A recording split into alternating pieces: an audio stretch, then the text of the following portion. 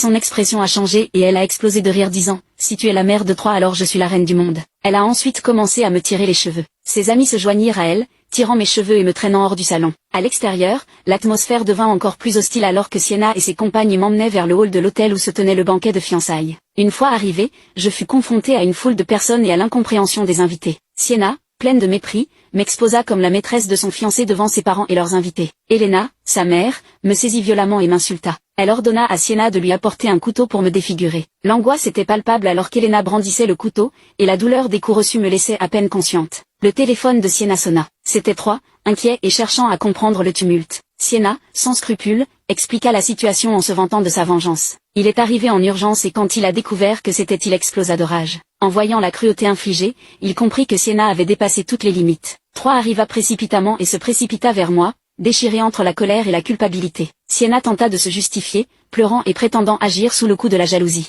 Mais Troy, avec une détermination froide, rompit immédiatement ses liens avec elle et sa famille, leur interdisant de revenir dans nos vies. En dépit des regards choqués des invités, il me rassura, promettant de veiller sur moi et de faire en sorte que justice soit faite. Le lendemain, je me réveillai dans un lit d'hôpital, entouré de l'odeur antiseptique et du calme étrange d'une chambre d'hôpital. Troy était à mes côtés, ses yeux remplis de désespoir et de regret. Bien que mes blessures physiques commençaient à guérir, les cicatrices émotionnelles restaient. Je savais qu'il me fallait agir pour obtenir justice et réparer l'injustice que nous avions subie. Je contactai mon avocat et lançai des poursuites contre Sienna et sa famille pour agression, diffamation et harcèlement. Le scandale, amplifié par les réseaux sociaux, fit grand bruit, et le procès révéla au grand jour la brutalité de Sienna. Les preuves s'accumulèrent, photos, témoignages, et la cruauté de Sienna fut exposée publiquement. La cour rendit son verdict, Sienna fut condamnée à de la prison, et sa famille reçut une lourde amende. Cette décision marqua un tournant dans notre vie. Troy et moi décidâmes de fuir les souvenirs douloureux en déménageant dans une nouvelle ville. Je créai une fondation dédiée aux victimes de violences domestiques et d'humiliations publiques, utilisant mon histoire pour offrir de l'espoir et du soutien à ceux qui avaient souffert en silence. Troy,